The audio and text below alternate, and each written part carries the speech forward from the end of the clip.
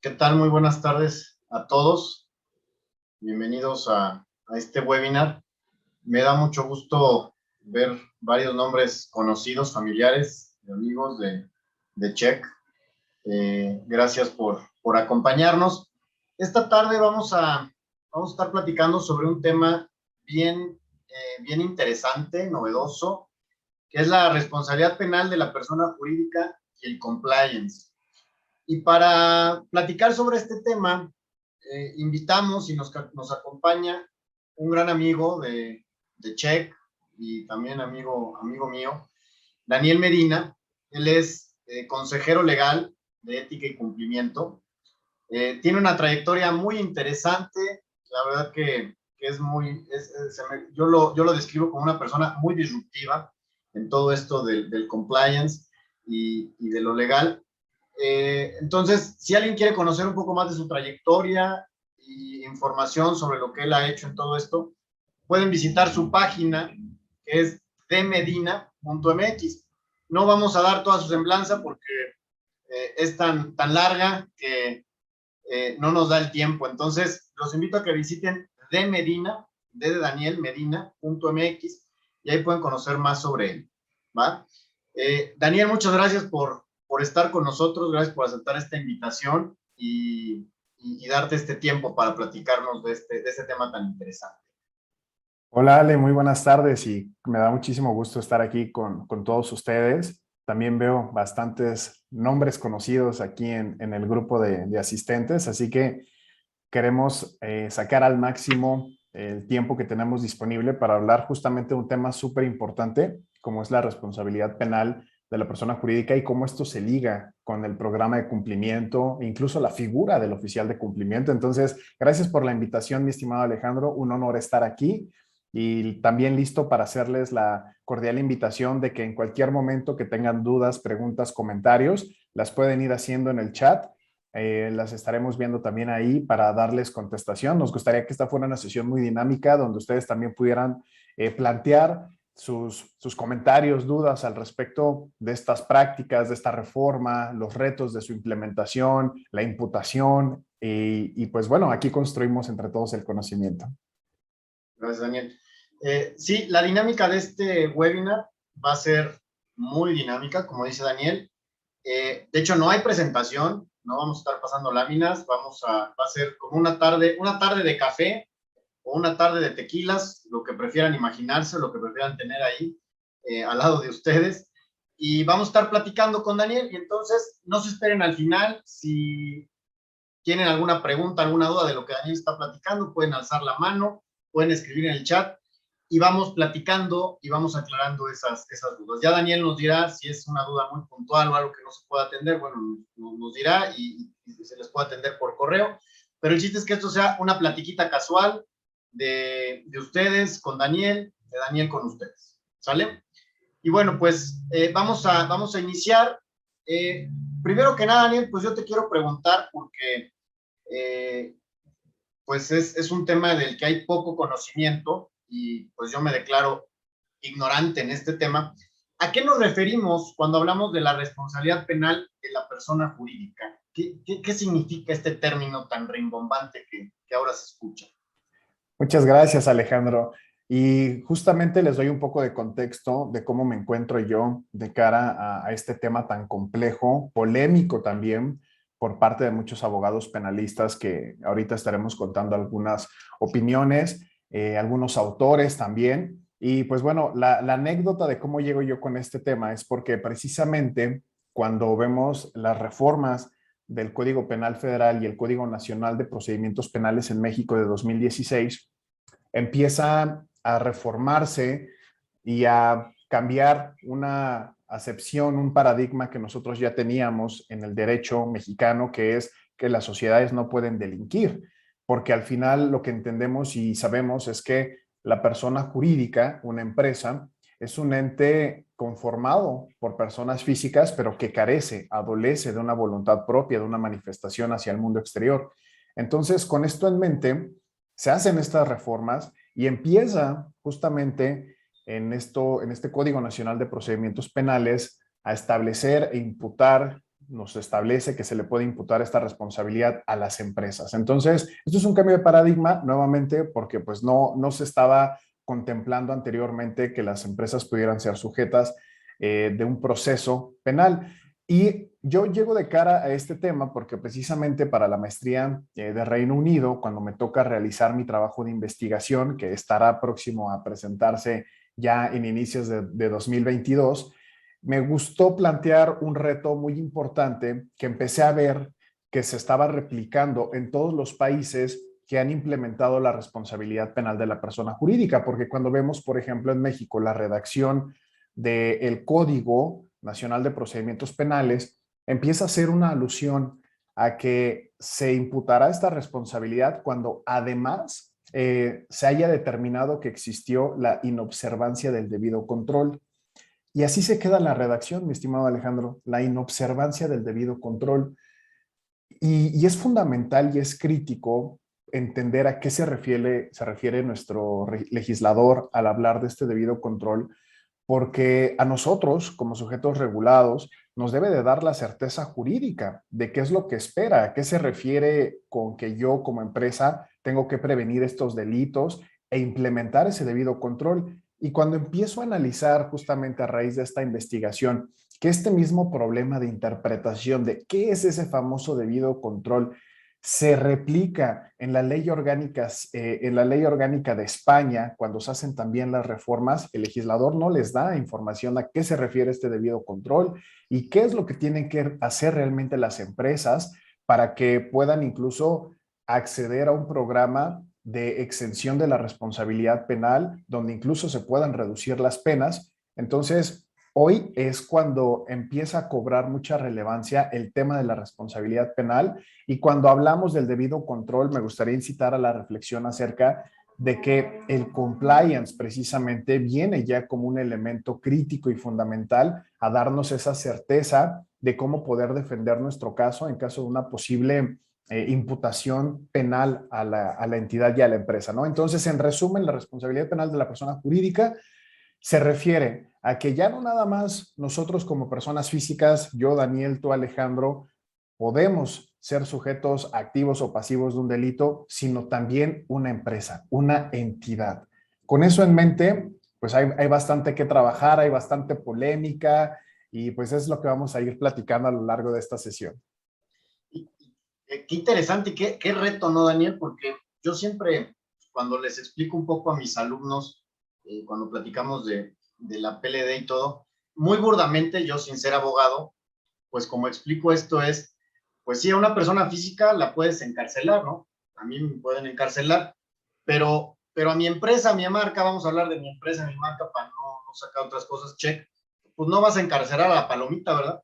No vas a encarcelar al libro, no le puedes dar años de cárcel a Pesito, ¿no? El personaje que sale en los libros, a la mascota. Entonces, a la empresa está complicado, ¿no? Como dices, es un nuevo paradigma. Y a esto voy con la siguiente pregunta. ¿Por qué representa esta corriente ese cambio de paradigma? O sea, entramos un poco en conflicto, ¿no? En este choque de cómo le vas a hacer para darle penas de cárcel a una fábrica, a una empresa, a un logotipo, a una marca, a una mascota, ¿no? ¿Qué pasa en todo esto? Excelente pregunta, mi estimado Alejandro. Me gustaría ir dando una introducción a la bibliografía que para mí es obligada para las personas que les apasiona este tema de la responsabilidad penal de la persona jurídica, porque son grandes colegas, grandes profesionistas, grandes amigos también, que nos han justamente planteado este cambio de paradigma. El primero de ellos es Miguel Ontiveros, persona jurídica, responsabilidad penal. Aquí está, es un libro que de verdad recomiendo muchísimo. Y también Compliance Legal de la Empresa, de Carlos Requena, gran amigo y también abogado penalista. Y lo que empezamos a hacer alusión y los primeros trabajos de reflexión de por qué esto representa un cambio de paradigma es porque se trabaja sobre un principio jurídico que hay ahí algunas teorías que proviene del derecho romano, es decir, que es una institución ya muy antigua que da forma a cómo nosotros establecemos la responsabilidad, que es societas delinquere non potest, que lo que dice básicamente es que las empresas no pueden delinquir por estos elementos que había mencionado previamente, de que justo con tu reflexión, ¿no? Oye, ¿cómo la vinculas a proceso? ¿Cómo van a ser las etapas para determinar esa posible culpabilidad o no? Pero no se puede meter a la cárcel, pero ¿de qué tipo de multas o consecuencias jurídicas estamos hablando cuando ya trasladamos este tipo de responsabilidad a un ente no corpóreo, ¿no? Que es esta persona jurídica, esta empresa, esta entidad. Entonces, hay varias teorías al respecto de que si efectivamente se fundó este principio de que no pueden delinquir las empresas en el derecho romano, hay otras fuentes de información que nos dicen que en realidad es un principio que se acuña en 1881 a raíz de ciertos abogados penalistas que empiezan a traducir al latín este principio y que por lo tanto se genera una complicación al interpretarse de que quizá viniera del derecho romano. Independientemente de si esto es una institución del derecho romano o no, si es nueva realmente, lo que es un hecho y lo que es una realidad es que México no contemplaba esa responsabilidad penal a la persona jurídica, sino hasta estas reformas de 2016 a las que hice alusión y dice, ya se les va a poder imponer esta responsabilidad. E incluso viene con un catálogo de delitos que dice, aquí están los delitos que se les van a poder imputar y empieza a hablar justamente de delitos como el de operaciones con recursos de procedencia ilícita, cohecho, y empezamos a ver el tema de ese catálogo y después, adicional, nos dice que también podrán imputársele los delitos que vengan en distintos ordenamientos jurídicos como la ley de instituciones de crédito, por mencionar algunos, la ley del mercado de valores. Algo interesante es que la ley de instituciones de crédito y en estos demás ordenamientos jurídicos que nosotros vemos hace mención a algo que se conocen como los delitos especiales. Cuando nosotros hablamos, por ejemplo, de hacer un programa de criminal compliance y partir de estas reformas y empezar a estructurarlo en la práctica ya profesional de nuestro día a día, no solamente debemos entonces delimitarnos a lo que va a establecerse en ese catálogo, sino también empezar a ver esos demás ordenamientos donde se contemplan esos delitos especiales. Por ejemplo, en la ley del mercado de valores, si nosotros tenemos acceso a información privilegiada, es decir, a lo mejor conocemos una posible postura de mercado de un cliente, ¿no? A lo mejor y el día de mañana va a comprar acciones de una determinada empresa y nosotros un día antes sabemos que ese cliente va a comprar esas acciones. El acceso a esa información no pública, confidencial, privilegiada, nos permitiría poder adquirir esas acciones el día de hoy, 26 de octubre, a un precio bastante económico y bajo. Y ya el día de mañana, cuando el cliente coloque su orden y se compren estas acciones, evidentemente el precio va a subir, va a incrementar, pero aquí va a haber dos tipos de afectaciones. El cliente que los compre el día de mañana va a ver un precio inflado artificialmente porque yo ya compré el día de hoy acciones, entonces le estoy causando una primera afectación. Una segunda afectación al precio que va a estar comprando el día de mañana y además, pues puedo yo entonces, una vez que sé que ya se colocó esta compra de acciones, puedo vender las que están en mi poder y obtener un lucro indebido de esta información.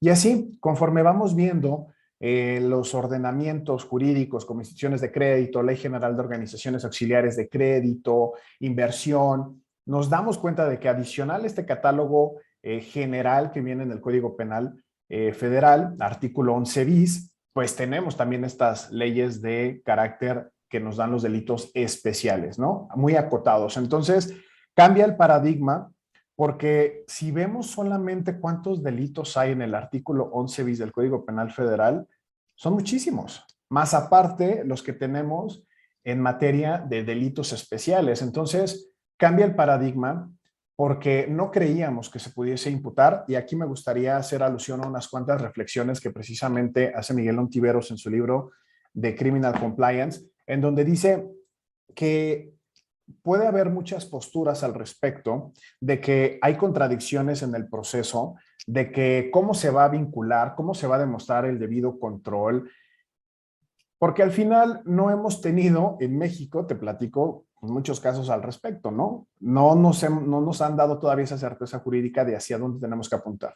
Independientemente de esos retos, si la redacción está bien, si está mal, si algunos penalistas incluso sostienen que jamás en ningún momento se va a poder llevar ya a la conclusión de una imputación como tal penal a la persona jurídica porque está mal todo el sistema jurídico desde la redacción, desde el principio de que las entidades sí pueden delinquir. Bueno, independientemente de todas esas argumentativas, lo que sí es una conclusión es que es una realidad, está en el Código Penal Federal, está en el Código Nacional de Procedimientos Penales, nos establece el elemento del debido control que tenemos que tener implementados en las organizaciones y a eso, a los hechos, es a lo que nosotros nos tenemos que remitir. Entonces, por esto representa un cambio de pensamiento para muchas personas. Claro, pues te lo digo a título personal, cuesta trabajo entenderlo, ¿no? Porque como no es una persona que existe, ¿no? Son edificios, son intangibles muchas veces, ¿no? Entonces, cuesta trabajo. No estoy diciendo que no sea ya, como dices, una realidad, pues ya está empezando a suceder en otros países, ya está plasmado de alguna forma en nuestro código penal, en algunas leyes. Ahora el reto para muchos de nosotros va a ser ese cambio de chip, ¿no? Y que nos ha pasado en los últimos años con muchas cosas. Nunca creímos que fuéramos a estar teniendo videoconferencias, ¿no? Nunca creímos que fuéramos a estar haciendo transacciones con activos virtuales y muchas cosas, ¿no? Pero creo que aquí el reto para muchos es cambia el chip, porque ya está sucediendo y si no cambiamos ese chip, pues nos vamos a quedar. Y si ya son cosas que están pasando, pues es difícil, pero hay que hacerlo. Ahora, mencionabas tú ahorita algunos delitos que se le pueden imputar a una persona jurídica, pero ¿podrías entrar en un poco más de detalle de esto? Algunos otros delitos, los más comunes o los más famosones que se les podrían imputar a estas personas morales o jurídicas. Claro que sí, y de hecho déjame te platico que hay una anécdota con un amigo, también consultor, que justamente me hizo un día y a raíz de eso empezamos a reflexionar acerca de todo este catálogo de delitos, porque él me decía, oye, tengo la encomienda de hacerle a una empresa una matriz de cumplimiento penal, este catálogo de delitos. Me dice, pero ya tenemos dudas a nivel directivo, ya tenemos incluso una pregunta de que hay una contrariedad con respecto a lo que es penal y un régimen que en México ya está evolucionado, ya está hay una certificación al respecto que emite la Comisión Nacional Bancaria y de Valores, hasta hay un libro, check, que habla precisamente de ese marco tan avanzado y ya la Unidad de Inteligencia Financiera ya incluso está lanzando su convocatoria para este 27 de noviembre y lo que decíamos es, el régimen de prevención de lavado de dinero, operaciones con recursos de procedencia ilícita, ¿entra dentro del catálogo de los delitos que pueden imputársele a una empresa? La respuesta es sí. Y, por ejemplo, nosotros podemos encontrar en el artículo 11 bis del Código Penal Federal que puede ser desde financiamiento al terrorismo, terrorismo, uso ilícito de instalaciones destinadas al tránsito aéreo, contra la salud, corrupción de personas menores de 18 años, el delito, evidentemente, de operaciones con recursos de procedencia ilícita, tráfico de personas, tráfico de órganos, o sea, tenemos bastantes delitos. Pero aquí hay una reflexión muy interesante. Nosotros, como sujetos regulados del derecho, normados en nuestra conducta hacia el exterior, tenemos ya un camino muy claro a seguir y esto es lo que generó la pregunta y el debate con este amigo consultor, porque me decía, es que, Daniel, me están pidiendo que yo haga una matriz penal, pero me dicen que sí tengo que incluir porque sí se le puede imputar también el delito de lavado de dinero, ¿no? Forma a la que nos referiremos de manera abreviada para no decir el nombre tan largo. Y yo lo que le decía es, y esto nos acerca a la realidad de este régimen, no todos los delitos han evolucionado a un nivel tan maduro como lo ha hecho, a un nivel tan maduro de prevención como lo ha hecho el combatir el fenómeno de lavado de dinero y financiamiento al terrorismo. Es de esos delitos que se le pueden imputar, pero que a raíz de los compromisos, evidentemente, de la Convención de Palermo, de la Convención de Viena, de la suscripción de México al Grupo de Acción Financiera Internacional, se emitieron las 40 recomendaciones, se emitieron incluso las guías de supervisión bancaria eficaz, porque descubrimos que de todo este catálogo de delitos que te acabo de mencionar, uno de los delitos que más vulneran el tejido social y que más afectan, de acuerdo a datos de las Naciones Unidas en su Oficina contra la Droga y el Delito, es precisamente el tema del lavado de dinero. Entonces me decía este amigo consultor, oye Daniel, pero pues es que si en realidad le voy a meter lavado de dinero, pues le voy a tener que hacer todo el régimen de prevención de lavado de dinero y ese es otro servicio, ese se cobra aparte. Y le digo, el problema está en que en todo este catálogo de delitos, el que ha evolucionado y ha madurado a ese nivel de tener una certificación, un enfoque basado en el riesgo, lineamientos, características, plazos, reportes, por prioridad es el tema, sí, de operaciones con recursos de procedencia ilícita, pero en realidad hay otros que también ya están empezando a madurar y a crecer en su marco y en su naturaleza jurídica. Tenemos el tema del combate a la corrupción, ya tenemos el Sistema Nacional Anticorrupción, vamos a tener al fiscal, vamos a tener una por estado, vamos a tener la Ley General de Responsabilidades Administrativas que nos hablan incluso de un programa de integridad, de un código de ética y conducta, líneas de denuncia, pero ese va todavía en pasos pequeños. Todos estos delitos que te mencioné, Ale, pueden imputársele a la persona jurídica, pero solamente unos cuantos han tenido esta madurez que nos dan de la certeza jurídica de qué están esperando las autoridades con respecto al famoso debido control. Pero a ese nivel tiene que madurar absolutamente todas las demás áreas de estos delitos. Por ejemplo, los delitos contra el ambiente. También está contemplado en la fracción 15 del artículo 11 bis del Código Penal Federal y nos dice que también si tú cometes este desequilibrio ecológico, pues se te puede vincular a proceso. Y eso entonces nos genera una pregunta de qué espera la autoridad, a qué se refiere el debido control. Y eso nos va a ir llevando poco a poco el día de hoy a estas conversaciones interesantes sobre qué es el debido control, qué se espera de nosotros, pero hoy tenemos un régimen ya muy maduro que nos habla y nos da una idea de a qué se refiere este famoso debido control y ya lo tenemos en la prevención del lavado de dinero y financiamiento al terrorismo. Allá va el combate a la corrupción, pero todos estos delitos y todos los que vienen listados, más los delitos especiales que mencioné, son los que se le pueden imputar a la persona jurídica y entonces aquí entra nuestra responsabilidad y la aplicación práctica de esto que estamos platicando el día de hoy. Cuando yo haga mi programa de cumplimiento, debe de extenderse más allá de los regímenes que ya tenemos maduros. Prevención de lavado de dinero, financiamiento del terrorismo y corrupción, y empezar a ver este panorama tan grande que nos llevará eventualmente a la conversación del compliance, ¿no? ¿Qué es y cómo entra en el juego? Claro, y sí, qué interesante lo que dices, porque muchas veces, como lo que está más de moda es la prevención del lavado de dinero y financiamiento del terrorismo, nos quedamos en eso, ¿no? Pero como dices, cada delito tiene su prevención, ¿no? Y debería de llegar a una madurez como la de la PLD. Otro que pues también está un poco en pañales, pero está de moda, es todo lo de ciberseguridad, ¿no? Toda esta parte de el hackeo de información y datos y tecnología, pues también es otra rama. Y como decía tu amigo, pues por cada uno de esos programas de prevención, pues sí tienes que hacer un análisis y cobrarlo aparte y hacerlo aparte, porque pues ese es un mundo. Prevenir cada delito es un mundo, definitivamente, y necesitas especialistas en cada uno de esos, ¿no? Ahora, ¿qué son los delitos especiales? Que ya van varias veces que los mencionas, los has enlistado, pero en sí, ¿qué son? ¿Por qué hay una diferencia? ¿Por qué les llamaron así? O sea, ¿a qué está expuesto el sistema financiero mexicano con esto? ¿Cómo se Gracias. comen estos delitos especiales? Sí. Justamente hablar de los delitos especiales nos empieza ya a acercar al tema del cumplimiento.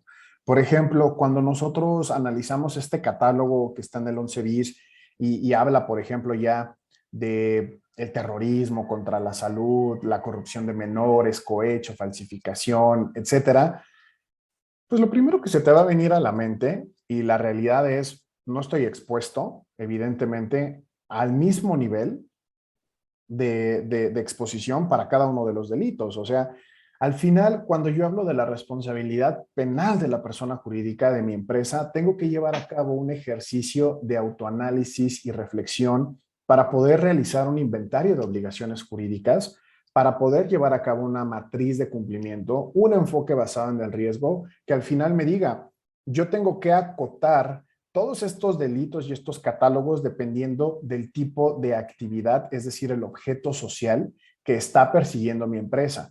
Entonces, yo lo que he visto mucho en la práctica y en el día a día de los programas de cumplimiento de los oficiales de cumplimiento es que se están yendo a lo que ya conocen, a la prevención de lavado de dinero, se están yendo a prevención de financiamiento al terrorismo, tienen las políticas de integridad y ética, por ende, pues están integrando estos programas de ética, conducta, integridad.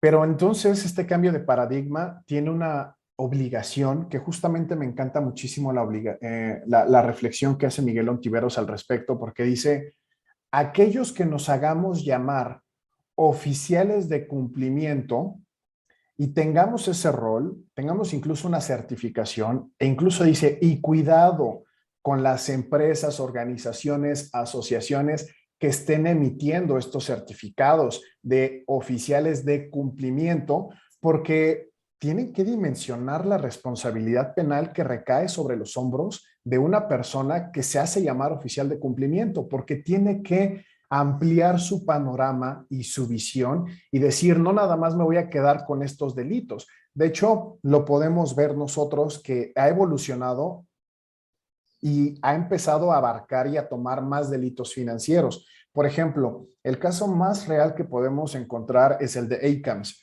ACAMS empezó siendo una organización que solamente certificaba en materia de prevención de lavado de dinero, pero empezamos a ver conferencias de hace 4 años que empezaron a incluir el tema delitos financieros.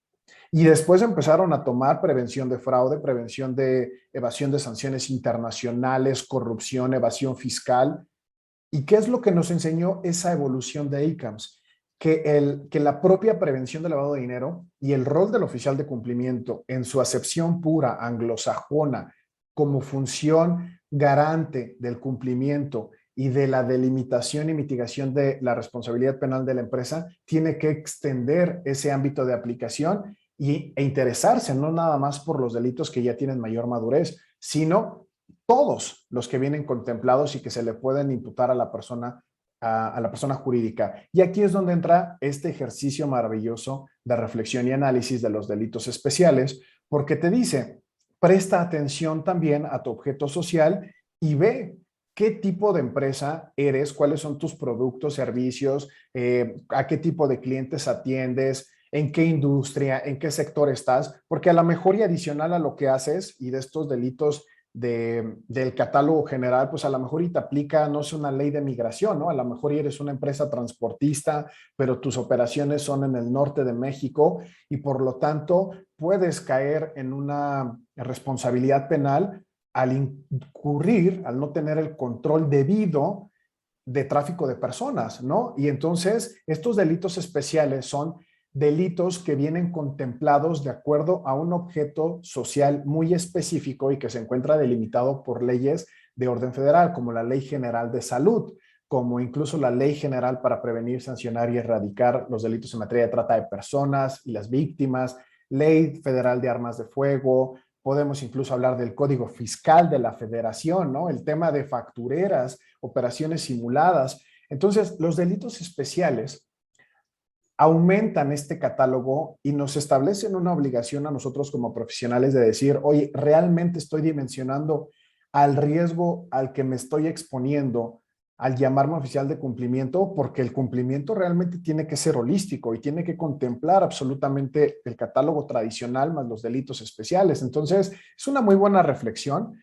Evidentemente, el de la profesión, el de las certificaciones, el de las asociaciones, porque hoy lo que te dicen es, tú como oficial de cumplimiento eres el garante, no nada más eres el único responsable, está la administración, están esta serie de contrapesos, ahí viene el gobierno corporativo, pero si tú diseñas esta estrategia, tienes que tomar ese catálogo tradicional, más aparte, aumentar estos delitos especiales y por qué no, justamente como lo hice en su libro de manual básico para la elaboración de un Criminal Compliance Program, pues no nada más es irte a prevención de lavado de dinero, protección de datos personales, protección al consumidor, regulación prudencial en materia incluso de capitalización para evitar un caso Enron. Entonces, vaya que sí nos viene a cambiar el paradigma porque de por sí especializarnos en un área, prevención de lavado de dinero, es tan difícil. Ahora imagínate todas, ¿no? Claro, sí. Esto que dices es muy interesante, el término, ¿no? Compliance officer, que es el término, pues como se conoce a nivel internacional. Yo creo que mi punto de vista aquí es que lo que ha sucedido en México, como tú dices, el compliance es un paraguas, ¿no? Es un paraguas que abarca muchas cosas. El compliance es velar por ese cumplimiento. ¿Cumplimiento de qué? Pues de cualquier ley que te aplique como empresa o como persona. Pero creo que ha sucedido algo muy particular en México. Como esa palabra, ese término, solo vive dentro de la ley de PLD, de las disposiciones de PLD, pues asociamos oficial de cumplimiento igual a PLD. Pero va más allá el término. Y lo que dices, pues yo soy oficial de cumplimiento de una SOFOM que yo tengo, pero solo veo PLD. Esa es la realidad, o sea, y debería de ver más allá, ¿no? Oye, a ver, a esta SOFOM, ¿qué más le atiene? ¿Con qué otras cosas debe de cumplir? Eh, Creo que las empresas internacionales, los grandes bancos aquí en México, pues lo tienen muy claro, porque es una estructura muy grande, entonces tienen al compliance officer y de ahí tienen especialistas en cada área y tienen al oficial de cumplimiento de PLD, ¿no? Y tienen al que se encarga de corrupción y tal, pero tiene una persona que vela porque se cumpla con todo eso y porque se prevengan todos esos delitos, ¿no? Entonces, yo creo que es algo que ha sucedido por cómo la autoridad bajó el balón aquí en México, ¿no? En el área de PLD. Y nos hemos ido con esa finta. Pero como dices, es una gran responsabilidad. Creo que es mucho más grande de lo que ya vemos que es. O sea, es un tremendo paquetote, ¿no? Y con esta reflexión, voy a mi siguiente pregunta. ¿Cuál es el rol de nosotros, oficiales de cumplimiento, y a qué nos referimos con este debido control? Porque me imagino que el oficial de cumplimiento debe de velar por un debido control, ¿no? De todo esto que has mencionado, pero ¿qué rol juego yo?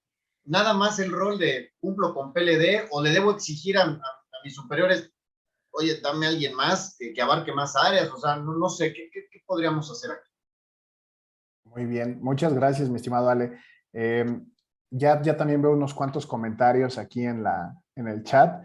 Primero ya Pilar Vázquez, Pilar, un fuerte abrazo, nos compartió del Código Penal, los artículos, Código Nacional de Procedimientos Penales. David Arturo Molina también nos hace ahí una pregunta sobre el Poder Judicial. Y nada más me voy rapidísimo porque puse, haciendo referencia al libro de Manual Básico para la elaboración de un Criminal Compliance Program de Miguel Ontiveros. Me parece muy interesante esa pregunta porque se liga con el debido control y ya ahorita daremos pie y pauta a las demás preguntas y comentarios porque Cintia Casarrubias, hola Cintia, nos pregunta el manual básico, ¿de qué institución es o cómo se sigue? Justamente nos habla acerca de un problema al cual nos enfrentamos. La normatividad, el Código Penal Federal, el Código Nacional de Procedimientos Penales no dice qué es el debido control, qué elementos, qué criterios se van a evaluar. Nos da tanta ambigüedad que no se cumple con el principio de certeza jurídica. Entonces, de hecho, cuando nosotros buscamos bibliografía, hay por lo menos, y les voy a compartir unos cuantos trabajos, el debido control y sus beneficios ya ha sido analizado por varios penalistas.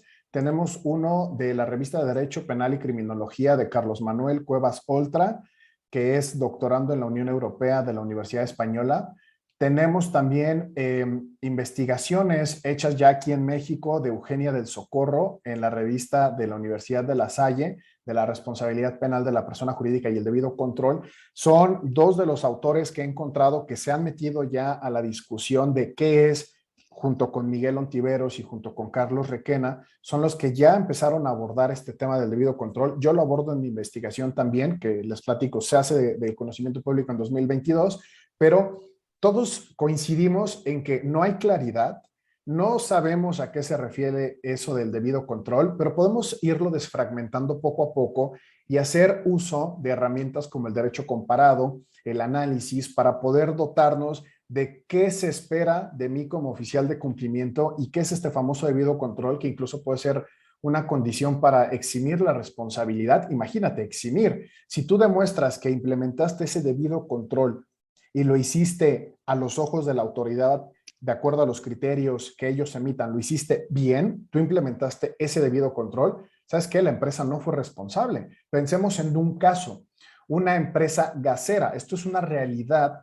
y de hecho uno de los primeros casos de proceso, vinculación a proceso de una empresa es en Guadalajara con una empresa gasera. Lo que sucedió es que un cliente estaba reportando vía telefónica constantes problemas en la vía de suministro de gas LP en una vivienda que justo era parte de una zona residencial donde hay más casas en esta zona, y ellos hacen estos reportes. Oye, vemos deficiencias en la forma en la que está instalada esta infraestructura de suministro de gas LP.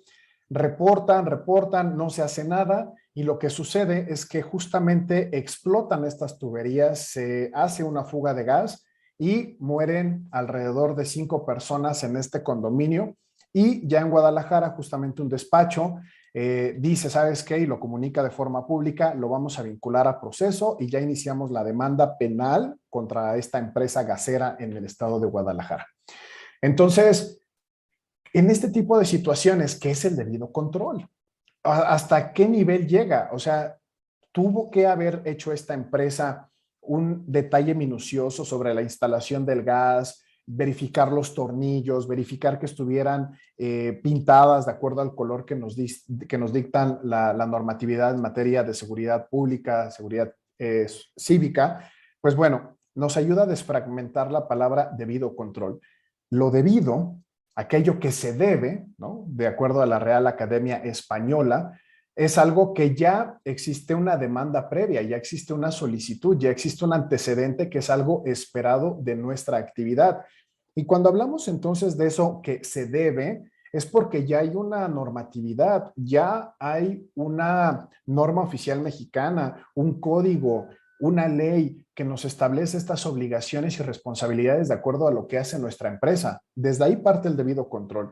No puedes hablar tú de tener un debido control si no tienes bien mapeada esa matriz de cumplimiento, ese inventario de obligaciones jurídicas. De hecho, muchas empresas fallan en hacerlo, y esta reflexión que tú me hacías sale de, oye, pues es que yo estoy ahorita con funciones de PLD y pues realmente tengo ¿qué se espera de mí? Ampliar este catálogo. Pues la realidad de México es que sí, o sea, se debe de designar un área de control interno al interior de la organización que se encargue de velar por ese debido control que debe de tener la organización. ¿Y de dónde parte? Primero, de lo normativo, de la naturaleza jurídica de la propia actividad, ver si puedes estar expuesto a estos delitos del 11 bis del Código Penal Federal o cualquier delito especial, a lo mejor si perteneces al sistema financiero, si es una responsabilidad. Y creo que hoy más que nunca tenemos que empezar a expandir esta mente y decir, ok, parto entonces de mis conocimientos que ya tengo como oficial de cumplimiento y empiezo a analizar estos otros riesgos adicionales. Y me gustaría cerrar abordando el tema de que el debido control, si bien ya parte de lo normativo, hoy nos podemos valer de muchas más herramientas para poder hacer un análisis que nos ayude de cara a la mejor, y ya con una autoridad en el proceso penal, pues a lo mejor, y si nosotros queremos acceder a una exención de la responsabilidad o una atenuante, pues ya la carga, la prueba, dependerá de nosotros de presentar a la autoridad y decir, este es mi programa de cumplimiento, esto es lo que yo hice y por favor, atenúa o exímeme de la responsabilidad. Entonces, ¿de qué elementos adicionales a una matriz de cumplimiento o inventario de obligaciones jurídicas me puedo valer para hacer una defensa correcta? Justamente como Miguel Ontiveros lo plantea, él nos dice que hay 5 elementos clave, desde nombrar un representante, manual de políticas y procedimientos, cultura de integridad, línea de denuncias anónimas y capacitación a los empleados. Yo puedo decir que ha evolucionado ya mucho la profesión del cumplimiento y hoy ya tenemos incluso prácticas como la ISO 37301, ya certificable, que te habla de un correcto programa de cumplimiento. Entonces, esta responsabilidad penal empezó con mucha ambigüedad, con poca certeza. ¿Qué es lo que teníamos que hacer nosotros como oficiales de cumplimiento? ¿Qué tanto se esperaba de nosotros? Sobre todo porque no todos los delitos maduraron al mismo nivel. Claro. Empezó lavado de dinero, financiamiento al terrorismo, después corrupción, pero vamos a ir viendo justamente cómo todo va a ir madurando. Ya vimos las facultades del Servicio de Administración Tributaria para perseguir a los defraudadores fiscales. Ya hasta tenemos la lista del 69B. Eso va a ir pasando con todos los demás Claro. delitos y tenemos que estar listos y preparados utilizando estas herramientas como la ISO 37301. Ahora, quiero hacer un comentario para no espantar aquí a nuestro público, Daniel, porque muchos de los que están aquí son oficiales de cumplimiento por PLD, ¿sí? Y así fueron contratados, ¿no? O sea, pues a mí me contratas para velar porque se cumplan las disposiciones de carácter general en PLD, de un sector u otro. Pero si a mí me contrataron o si a mí me pidieron, oye, te vas a encargar de velar por el PLD en esta empresa, también es mi responsabilidad velar por todo lo demás, porque entiendo que la palabra otra vez, el término compliance officer, pues de raíz abarca más. Pero como está aplicado aquí en México, si a mí me contratan para velar por esas disposiciones, me tendría que preocupar. Ahorita yo tendría que estar preocupado o ir con mi jefe o con el dueño de la empresa y decirle, oye, hay que hacer esto, yo me lo he hecho. O sea, ¿qué tanto podemos ser nosotros desde nuestra trinchera, ¿no? Y qué tanto nos preocupamos, porque sí, es el deber ser, ¿no? Este rol de compliance officer. Pero me preocupo si a mí me dijeron, encárgate de PLD, me preocupo de la corrupción, me preocupo de todos los demás delitos, ¿o no? Gracias, gracias, mi estimado Ale. Pues yo creo que ya acotándolo a la realidad y al día a día de los oficiales de cumplimiento, tenemos que remitirnos al contrato individual o colectivo de trabajo que tengamos con la institución, porque esa naturaleza jurídico laboral del binomio entre el empleador y el sujeto de la subordinación nos van a establecer las características de lo que nosotros tenemos que cumplir y no se nos puede exigir más de lo que venga establecido en este contrato de trabajo. ¿Por qué? Porque evidentemente cuando lo vemos desde un punto de vista de la Organización Internacional de Trabajo, Derechos Humanos, yo cuando firmo este contrato declaro justamente en las cláusulas que estoy capacitado para lo que se me está contratando. Yo no estoy haciendo una declarativa de que voy a tener todos los demás conocimientos que sean homólogos o similares a la naturaleza de mis funciones, porque en realidad cuando hablamos de un régimen de prevención con uno de corrupción, son temas completamente diferentes, porque desde la fase de investigación, el tipo de políticas que va de hospitalidad, de entretenimiento, regalos, no sé, incluso relaciones con entidades gubernamentales, funcionarios públicos, PEPs nacionales, extranjeras, podría en un momento parecerse homóloga a lo que nosotros estamos haciendo o como funciones complementarias, pero en realidad es que no lo son, porque el nivel y el grado de especialización que se requiere es muy diferente, solo en datos personales. Cuando tenemos la invalidación entre la Unión Europea con los Estados Unidos de un famoso Privacy Shield que decía que eran equivalentes las cláusulas y que se protegían los derechos humanos a la privacidad y de repente un tribunal europeo dice se invalida, no son proporcionales, pues dices, oye, es que yo no hay forma de que yo sepa de esa materia porque es tan compleja, es específica, tiene efectivamente caracteres muy particulares y una certificación incluso en materia de protección de datos personales. Entonces, la realidad es, vas a estar en este momento vinculado a solamente hacer lo que se haya establecido en tu contrato de trabajo.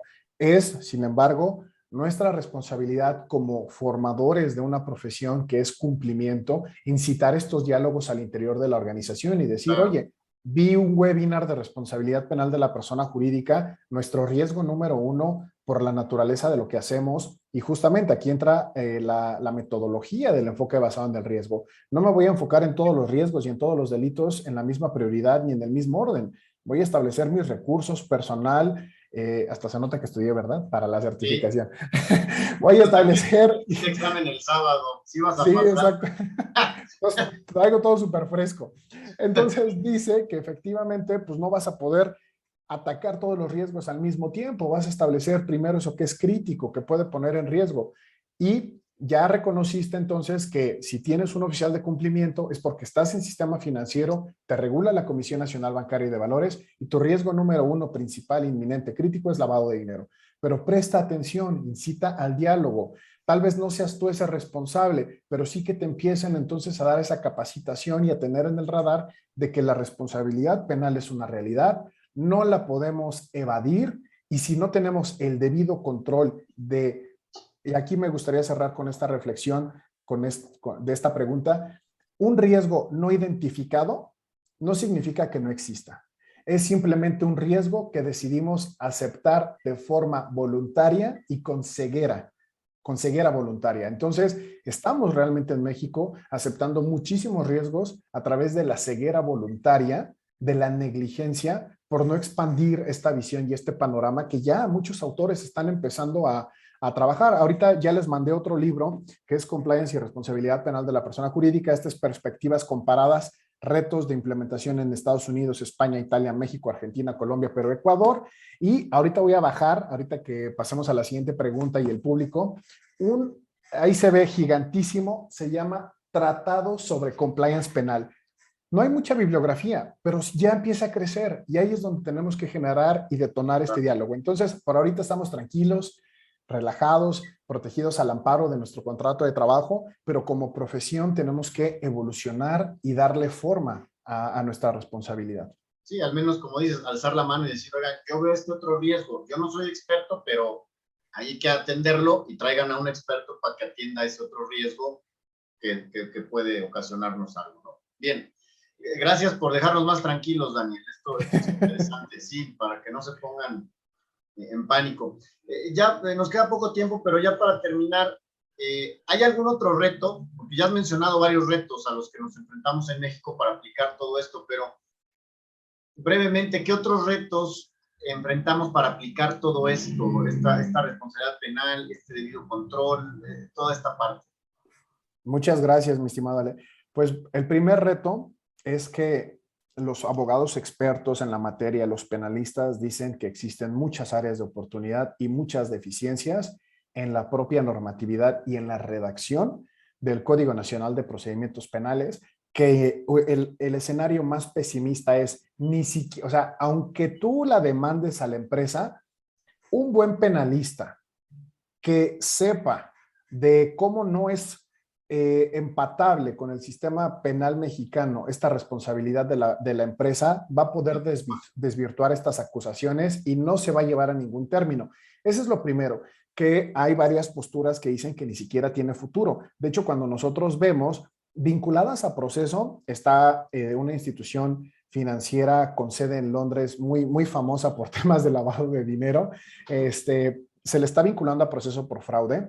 Esta gasera de Guadalajara, tenemos otros casos, incluso se está buscando en Yucatán el tema de una empresa también que era un parque acuático donde fallece un menor de edad, que claro, es tragado y succionado exactamente. Pilar ya nos está diciendo ahorita de una empresa que es una feria en la Ciudad de México, donde justamente a raíz de la muerte de una persona por la falta del debido control, pues entonces el reto, mi estimado Alejandro, es están ahorita apenas iniciando las fases de la demanda, de la formulación de los alegatos, la defensa, están en este proceso para ver si efectivamente se puede o no. Como no tenemos ni certeza, ni sentencias, ni resoluciones, ni puntos de vista de la Suprema Corte, ni tenemos casos de estudio, estamos en un ambiente completamente gris en donde no sabemos hacia dónde movernos. Ese es el primer gran reto.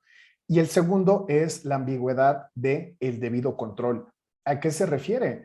cómo lo implemento para cada tipo de organización dependiendo de mi objeto social, ¿no? Entonces, aquí es donde entra la función del compliance, mejores prácticas, programas de ética, capacitación, sistemas automatizados, canales de denuncia. Hay que buscar la mejor estrategia. Entonces, tenemos mucha ambigüedad, falta de certeza y pues bueno, adelantando justamente aquí el tema de mi investigación que se publicará el próximo año es de acuerdo a estas reformas de la responsabilidad penal, ¿hasta qué grado las instituciones financieras deben de prevenir delitos como el lavado de dinero en la provisión de servicios a la empresa de entretenimiento para adultos? Es un tema muy complejo porque el tema de la industria de entretenimiento para adultos es polémico por naturaleza, tiene muchas zonas grises éticas, pero no podemos dejar de reconocer que hoy forma parte de lo que muchas personas a nivel mundial están consumiendo. Muchas personas acceden a plataformas como OnlyFans, como Pornhub, y pasan su tarjeta de crédito y consumen. Y hay entidades financieras nacionales, extranjeras, dándole servicios a esas plataformas. Y entonces, cuando hablamos de la responsabilidad penal, pues ¿cómo me aplica ahí el debido control? ¿Hasta qué nivel tengo que hacerlo? Tengo que literal ir a ver quién está haciendo esa transmisión en vivo, que no sea menor de edad, que no haya tráfico de personas. Los dejo con esa pregunta para que vean después este paper publicado en 2022. Qué interesante, Daniel. Ya respondiste otra de las preguntas que te iba a hacer. Ya mencionaste a algunas personas jurídicas que se les ha vinculado a proceso aquí en México, pero nada más por pura curiosidad, ¿en algún otro país del mundo ya se ha cumplido el proceso completo, que ya alguna empresa ya haya perdido una de estas demandas? ¿O todavía no? Justamente nuestro punto de partida inicial es que el sistema de common law, de derecho común de Estados Unidos, ellos ya contemplaban la responsabilidad penal de la persona jurídica, o sea, y se les puede vincular a proceso. Te puedo platicar que nuestro caso más claro está tanto en Reino Unido como en Estados Unidos, donde hay muchísimas organizaciones y empresas, personas jurídicas ya vinculadas a proceso efectivamente. Y tenemos casos de instituciones financieras por lavado de dinero, por corrupción. Entonces, Estados Unidos estamos llenos de casos de estudio. En materia de sistemas jurídicos equivalentes al de México, tenemos España. Aquí me gustaría muchísimo invitarlos porque una investigación maravillosa que hizo la World Compliance Association que se llama, les voy a pasar ahorita el nombre, se llama análisis comparado de la legislación, guía de legislación comparada de responsabilidad penal de la World Compliance Association. Y aquí voy a compartir tantito pantalla para que vean este reporte. Aquí está, excelente. Listo. Este análisis nos habla precisamente de cómo han estado madurando la responsabilidad penal de la persona jurídica a nivel mundial. Y podemos ver la panorámica, me voy rapidísimo a esta panorámica que nos habla de cómo están. Aquí está. Por ejemplo, aquí se hace un análisis entre Argentina, Chile, Colombia, Costa Rica, Ecuador, España, Italia, México, Perú, Portugal, Brasil, Uruguay, Panamá y Guatemala. Y te dice, ¿quiénes ya tienen la responsabilidad penal de la persona jurídica? Ah, pues Argentina la tiene penal, pero solamente por temas de cohecho. Chile sí tiene penal y está nada más por delitos de lavado, financiamiento al terrorismo y cohecho.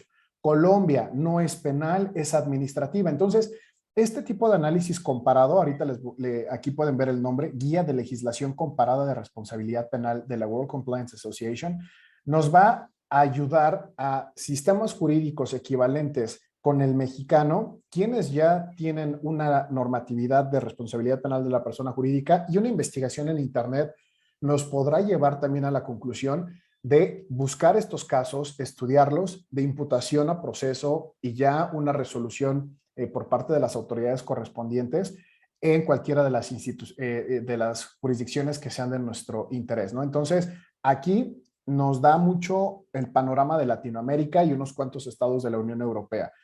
Hay que verlo porque quien es pionero en estos temas es definitivamente España. Okay. Y está padre este comparativo de lo que se está haciendo en los demás países. Qué interesante. Bueno, Daniel, pues mira, a mí ya se me acabaron las preguntas, pero aquí en el chat hay varias. Si quieres tú irlas contestando, las que se te hagan más interesantes. Perfecto, claro que sí. Vamos a ver, Adelante. aquí dice, ¿la guía está disponible al público? Sí, es correcto, está disponible al público. Nada más hay un pequeño formulario que tú debes de llenar. O sea, les voy a poner aquí en el chat el nombre nuevamente para que la puedan buscar. Ya les estuve aquí pasando toda la bibliografía para que ustedes también estudien, repasen. Ahí está. Nada más llenas tu formulario y la puedes descargar. ¿Cómo podemos formar parte de esa acción? De la World Compliance Association. Bueno, pues yo actualmente dirijo un comité que es de infraestructuras críticas aquí en el capítulo México. Me pueden contactar ahí en el sitio de internet de medina.mx. Ahí hay un pequeño botoncito de WhatsApp de, oye, Dan, vi que dijiste de cómo afiliarnos a la WCA, estoy en CONACOM, estoy en varias asociaciones, incluso la Asociación Internacional de Cumplimiento Legal de Reino Unido, donde tengo el cargo de miembro honorario. Entonces, yo los puedo acercar con estas asociaciones si quieren participar y formar parte de esto, porque justamente la obligación de lo que nosotros tenemos es ampliar el panorama y el espectro de los oficiales de cumplimiento, verlo y hacerlo de forma integral. Entonces, estoy para servirles. España en un despacho contable, Estados Unidos por temas de corrupción. Excelente, gracias Pilar.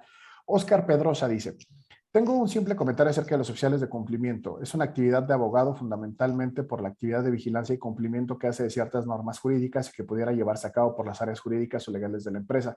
Solo que ahora está de moda hablar de estos nuevos puestos que se han enfocado sobre todo al sector financiero. ¿Qué opinan? Gracias, Oscar. Yo divido este comentario en varias preguntas, ¿no?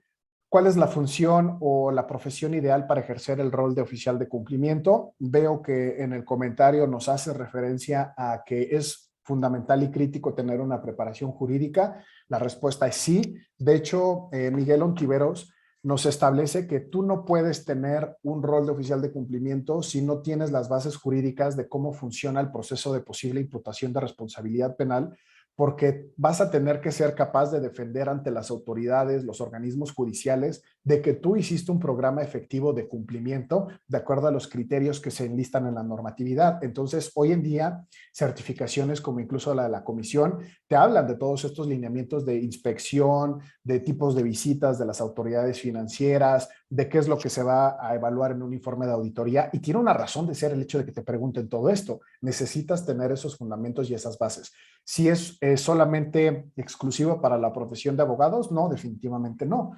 Esto es todavía materia de debate y de mucha polémica, porque pues evidentemente las profesiones van a defender, ¿no? A mí me ha tocado pertenecer a varios gremios y varias organizaciones, entre ellas una profesión que se encarga de hacer esas declaraciones mensualmente de impuestos, y pues ellos también defendían que no, la profesión adecuada eran ellos y los abogados, donde obviamente también pertenezco a la barra mexicana de abogados, la NADE, la barra internacional de abogados, pues decimos no, los abogados, pero justamente el debido control tiene tanta riqueza y tanta abundancia desde líneas de denuncia, sistemas de gestión de riesgos, que hoy vienen administradores, ingenieros, matemáticos, Yo soy contadores, ingeniero industrial, ingenieros industriales, sí, es nadie que me cree.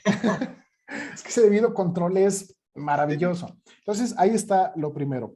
Y después decimos que, pues evidentemente un sector que ya ha madurado mucho es el financiero. Sí está de moda ahorita porque el principal, digamos, número de riesgos, de acuerdo a la Evaluación Nacional de Riesgos 2020 de la Unidad de Inteligencia Financiera, riesgo alto, pues es la institución de banca múltiple, todos los grupos financieros G7. ¿Y por qué tienen este nivel de riesgo? Por sus características de productos, alcance, la globalización que pueden otorgarle a un cliente. Entonces, prioridad número uno de México, Secretaría de Hacienda y Crédito Público, Gobierno de México, es el sistema financiero. Por eso está eso. Veremos nuevamente oficiales de cumplimiento para el sector de petróleos, energía, Asociación Nacional de Tiendas, minoristas, pequeñas y medianas empresas, hoy actividades vulnerables a través de la supervisión del Servicio de Administración Tributaria. Sí, está madurando esto, entonces hay que prestar muchísima atención. Fabiola dice que si puedo mostrar nuevamente el libro. El otro está aquí, Compliance y Responsabilidad Penal de la Persona Jurídica. Este es Perspectivas Comparadas.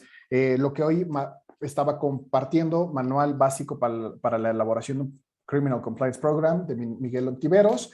Del mismo autor tenemos también Responsabilidad Jurídica y Penal, y de gran amigo y profesionista en la materia también, Carlos Requena, Compliance Legal de la Empresa.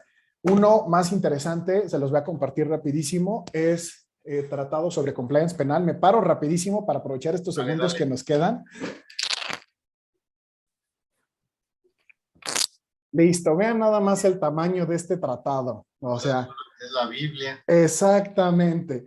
Este está buenísimo. De hecho, ni siquiera se puede abrir el libro. Viene con su versión digital, editorial Tirant Lo Blanche, tratado sobre compliance penal. Y aquí te hablan de todas las jurisdicciones, casos, sentencias, para que puedas tener ese punto de partida y robustecer tu análisis, el debido control. Entonces, ya contesté todo lo aquí demás. Otra pregunta interesante, perdón, dice Saidel, ¿el fraude de una empresa hacia una persona física entra dentro del catálogo de delitos? ¿Y de qué forma en estos delitos especiales? Gracias. Sí, de entrada el artículo 11 bis, en la fracción número 12, sí contempla el fraude, que a su vez se contempla en el artículo 388 del Código Penal Federal. Y también podemos hablar que los empleados de instituciones financieras están contemplados en los artículos 111, 112 de la Ley de Instituciones de Crédito en la sección de lo que nosotros llamamos delitos especiales. Entonces, por ejemplo, en el caso de un banco... perdón, ¿sí me escuchan? ¿Ah, sí? ¿Sí me escuchas, Ale? Sí, te escucho también. Perfecto. ¿Sí me escuchan? Ya. Yo sí me escucho, Sí. pero creo que es tu conexión, mi estimada Ale. Entonces, por ejemplo, el caso de una institución mexicana donde una colaboradora de una institución financiera causó quebranto al bien jurídico tutelado, que es el patrimonio de un cliente, causándole un quebranto de más de 1 millón de pesos, que eran los ahorros de toda su vida y que por lo tanto derivó en el suicidio de esta persona de la tercera edad. Es importante establecer que sí se podría vincular a proceso dependiendo de los elementos efectivamente de las periciales y delimitar esa responsabilidad y ver si contó o no con el debido control. Entonces sí es un caso muy, muy lamentable y podría ser incluso sujeto de una responsabilidad penal de la empresa. Aquí hay otra pregunta de David, creo que ya la respondiste, pero para aclararlo, dice David Arturo, ¿existe algún caso en México en donde el Poder Judicial haya emitido una sentencia condenatoria en materia penal contra una persona jurídica? Creo que ya dijiste que no, ¿verdad? No ha habido todavía. En México hay en proceso, hasta donde conozco, 5 casos, una gasera, una institución financiera, incluso tenemos ahí la del parque acuático, parque de diversiones, están en proceso, todavía no tenemos Pero resolución. todavía no hay una sentencia condenatoria, todavía no. Todavía no hay. Okay. De hecho, pues sí, sería como, oye, pues ¿cómo se formó de entrada? Pues la demanda, con qué argumentos, y algunos dicen que ni siquiera es viable. O sea, todo está como muy, muy hermético y pues ya también nosotros queremos platicar. Pues bueno, no nos alcanza el tiempo, por eso les dejo mi sitio de internet. Ahí viene un apartado pequeño, les digo, de un botoncito de WhatsApp. Está en mi sitio de internet. Me comprometo a un mensaje de voz, responderles sus preguntas que hayan quedado inconclusas, porque sé que este tema es muy interesante y pues bueno, me he estado dedicando ya 2 años para hacer esta investigación y justo ya el día de hoy me decidí empezar a hablar de este tema que he estado investigando con muchísimo entusiasmo, compartirlo con todos ustedes y esto es el principio, porque como les platico, el plan es que se publique ya de manera oficial esta investigación el próximo año y pues seguir participando de estos temas, ¿no? Pero dejo ahí la puerta abierta para que sigamos debatiendo este tema, mi estimado Daniel. Perfecto, Daniel. Oye, pues muchísimas gracias por la invitación, gracias por compartir todo este conocimiento. Es un mar, es un océano. Poco a poco lo iremos digiriendo y masticando todo esto. Pero bueno, ya Daniel, les digo que lo pueden contactar directamente a él. Adelante, también si nos quieren escribir a nosotros, los podemos poner en contacto con Daniel. Estamos para servirles en lo que necesiten, cualquier tema de estos lo podemos ir platicando. Pues les agradezco a todos por habernos acompañado, por su tiempo. Creo que fue una plática padre, me gustó, aprendí mucho, Daniel, gracias. Siempre aprendo de ti muchas cosas disruptivas. Y pues gracias, estamos en contacto con todos ustedes. Que tengan bonita tarde y buenas noches. Bye bye. Pues por ahí tienen un correo electrónico nada más. Listo, ahí está, daniel@demedina.mx.